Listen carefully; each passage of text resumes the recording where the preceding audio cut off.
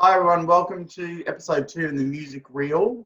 Let's say hi to Nikki, Annie and Mark. Howdy. There we go. So today we're going to talk to you guys about, we've got a approximately 6-month window of no gigs. So what to do in that time, how to keep yourself busy, and things that you can adapt to what you do when you're going out gigging, and also what you're doing online to improve and become a better musician, become a better performer and a better business person during this time. So let's dive down to Manny first with his thoughts. Okay, well, as you say, we've got about 6 months, or it looks like around 6 months for a lockdown. So in that time frame, wow, there's a lot of things we can physically do.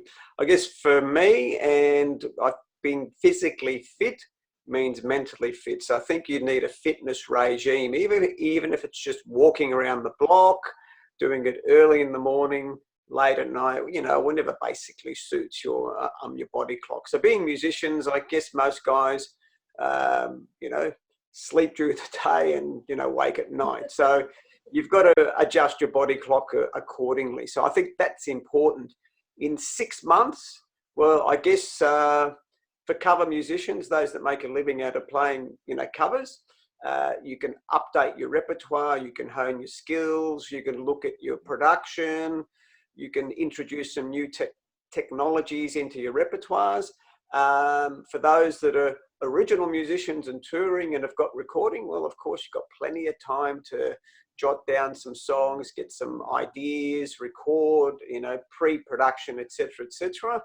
We've got 6 months. We've got a situation here where, of course, we've launched our label and we're going to progress that. So we've got plenty of work, like in the digital space, so to speak. So in 6 months, you can achieve quite a bit. So when the doors open, you're ready to rock and roll, ladies and gentlemen. But Manny's saying 6 months. I am hoping that that's wrong. Sorry to contradict you, Manny, but I would like, my optimism is that, we would come back earlier than that. So don't think that you've got 6 months. So you're just going to stretch it out.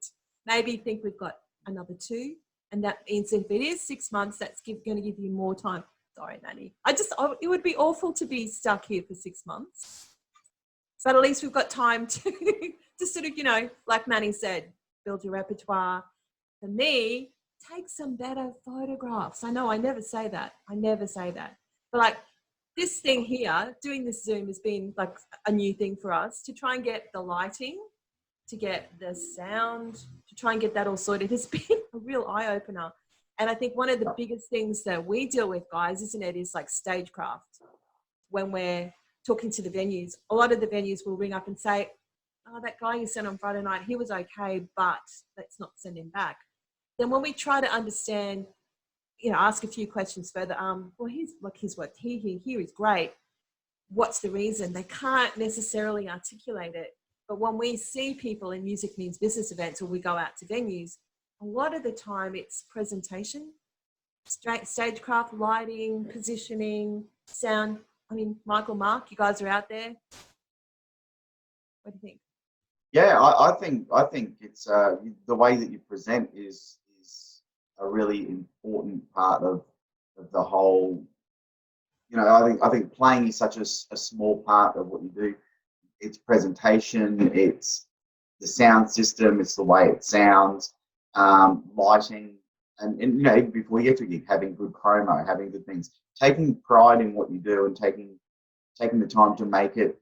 You should essentially be setting up your show as if you were watching the show, going, "Do I like what I'm seeing up there? Do I like what I'm hearing?" Yeah, so you can video yourself now and watch it back and go, "Oh wow, okay." And it's that's what we actually did, didn't we, Manny? It was brutal when we, in the Stone Ages when we were gigging.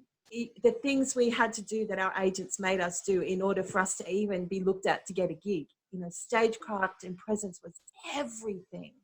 It's a lot easier these days. So now you're right, Michael. Video yourselves, see what you look like, and then trim it down. I think Michael and Mark are going to do some live production videos down the track. Maybe. Yeah, we'll do a couple of them. Yeah, just to sort of give you guys a few tips from the guys that are like, every bloody week out there setting up, pulling down.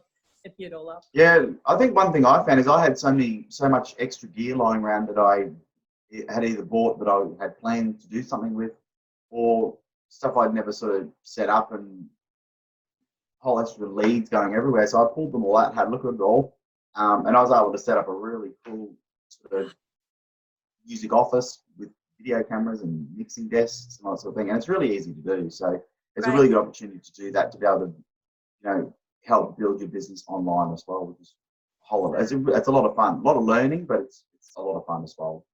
So Mark, what do you reckon? You get a lot of the phone calls, don't you? Oh, from time to time, yeah, you could say I cop a few.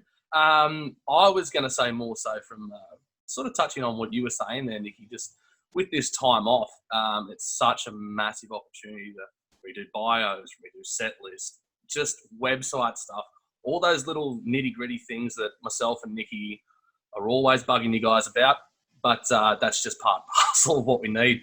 It's such a great opportunity to get all your ducks in a row and just be ready for when we post-COVID and back into the gigs. Yeah. And also, if anyone out there has got questions on how to do things, we're going to keep doing these podcasts. But also, if you want to call us or email us and ask a question, we're always here for you guys and happy to have a chat. So thanks for joining in, everyone, and stay tuned. And we will see you for episode 3 very soon. Thank you. See you next time. See you guys.